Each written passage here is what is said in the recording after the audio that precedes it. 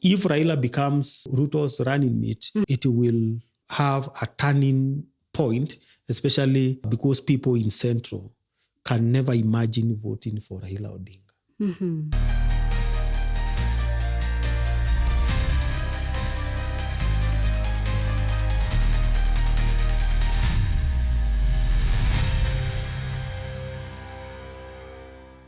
Today's political oracle decodes the pact between President William Ruto and ODM leader Raila Odinga as we head towards 2027. My name is Pendo Setim, and as usual, I'm joined by Dr. 𝐷𝐼𝐭. Karibu sana daktari. Asante Pendo. Ukoaje leo? Niko poa, labda wewe? Niko poa pia.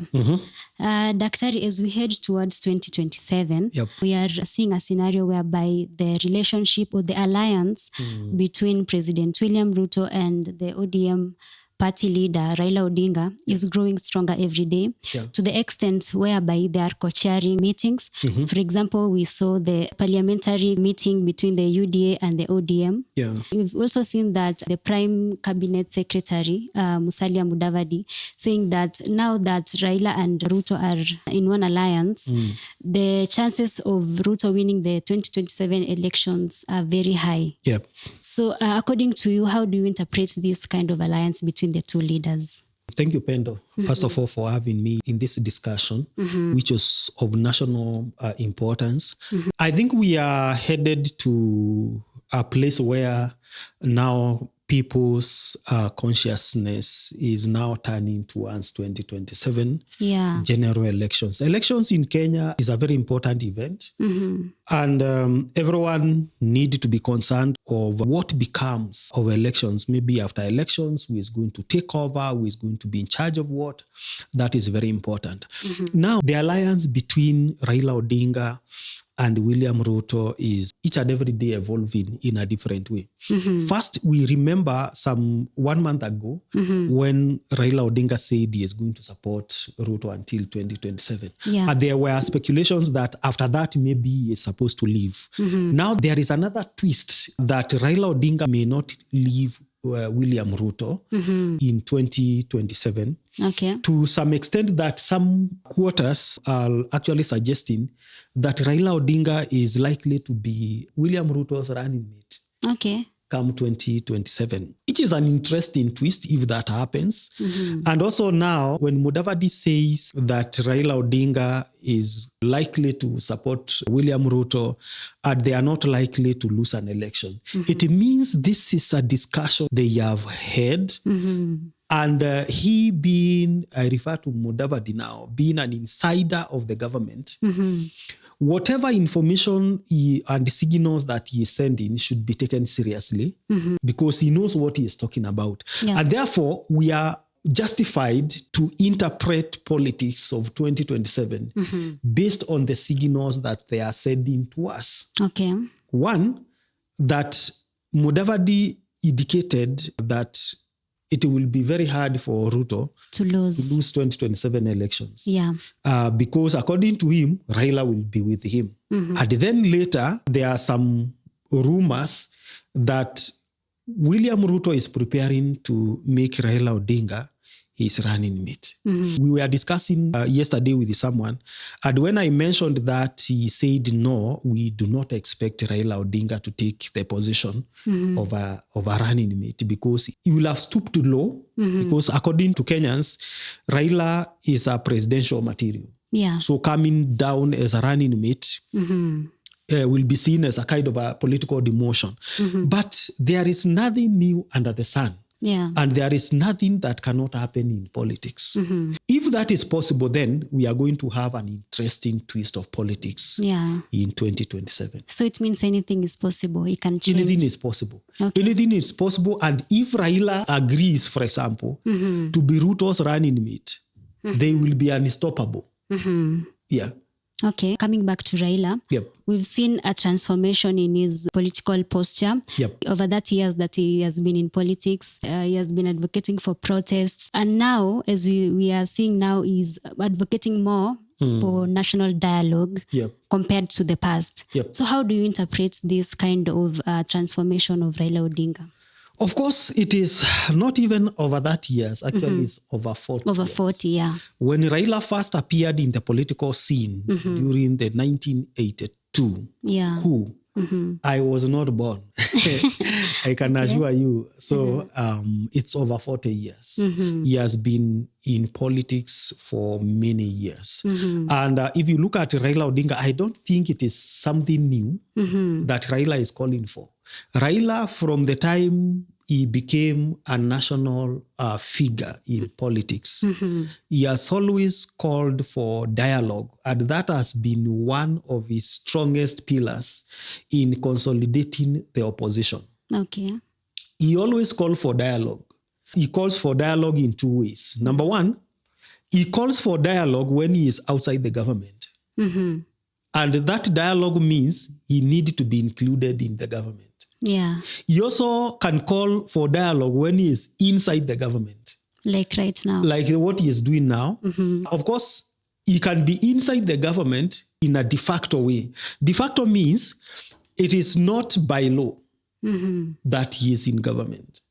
He can also be in government in terms of what lawyers call de jure. That means by law. For example, during the 2008-2012 coalition government that he formed with the Kibaki, it was by agreement, which we can take it as it was by law. He was officially the prime minister.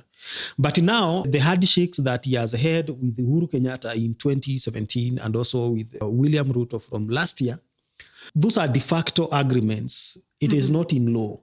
We can say when he is calling for dialogue at that particular moment, in most cases, he is trying to deflect a kind of a narrative.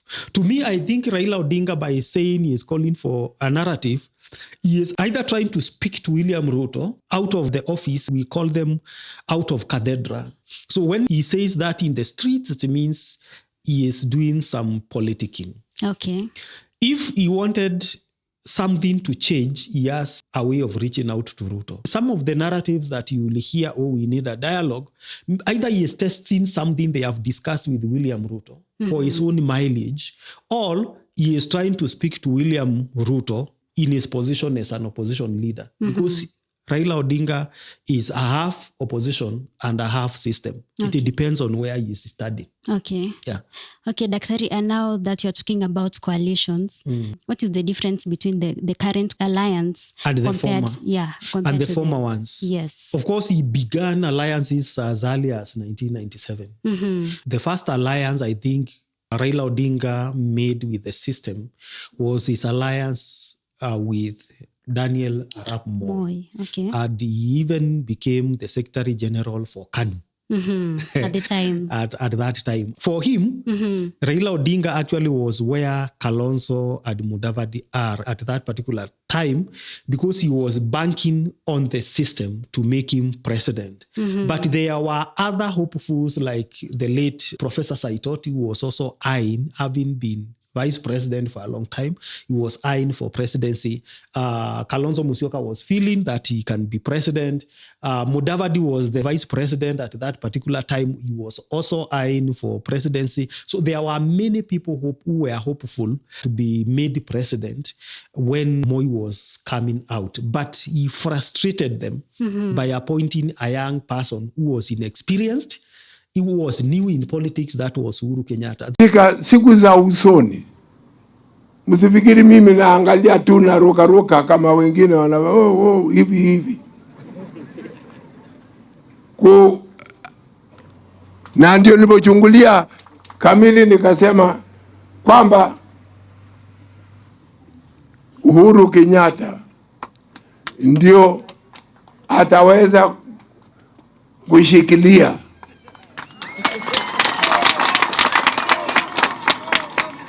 The only thing Uhuru Kenyatta had in 2002 was a title. And that was the first time when Raila Odinga made a pact with the system. The second time was forced. It was 2008 because of post-election violence. And he came in as a prime minister and they were fighting throughout the government because by law, the second most powerful person was Kalonzo Musyoka. But by politics, It was the second Raila. powerful person was Raila Raila Odinga. So they end a lot of fight until 2013 when they decided, okay, we now can agree and come together and see whether we can take this thing. It was as straightforward to them until William Ruto and Uhuru Kenyatta overturned their vision. And the third time is when now Raila had a handshake with Uhuru Kenyatta. That was 2017 around March. And then, of course, the last year's pact with William Ruto. They have been different depending on the situation. So Raila has never had the same motive for joining the government twice. Every other time, he has a different motive, and there are different circumstances that leads him to join the government. For example, in 2017, Uhuru Kenyatta was looking for someone to tame Ruto, and he decided to take Raila in. In 2023, Ruto was looking for someone to tame 𝐻𝐝𝐻𝐵𝐻 also, partly, and also to silence the 𝐑𝐮𝐬𝐧𝐠. So those two reasons, especially now to silence the 𝐑𝐮𝐬𝐧𝐠, and also the sabotage that followed after the elections. So William Ruto has been looking for someone who can make him rule at peace. And of course, the reasons are different for 2007, 2008, and the reasons are different for 1997, 1998. Yeah. And also, Daktari, during the joint parliamentary for UDA and ODM, Raila said that they came together with Ruto to save the country from collapse. Yes. Yeah, so what do you think are the rewards for both leaders, that is Raila and Ruto, coming together to save the country? Yeah. What are the risks and the rewards for the country? Of course, the reason they give are auxiliary reasons. They are secondary, they are tertiary reasons. The primary reason why they come together is business. Interest. Yeah, those are business. Politics is a big business. So the primary reason that brings them together is for their own survival. Full stop. 2, for the perception, to change the perception of the people. Remember, we said politics is about perception. Whether we have peace or disruption in this country is about perception. And Raila Odinga is a political thought leader. He moves the masses, and whatever he thinks, when Raila Odinga is fixed, he actually transfers that problem to the people. And he convinces people, this is your problem. And the people believe in him. And they can go to the streets. Such that when, according to Raila, economy is bad. Economy is bad. When he says economy is good. It's good. Economy is good.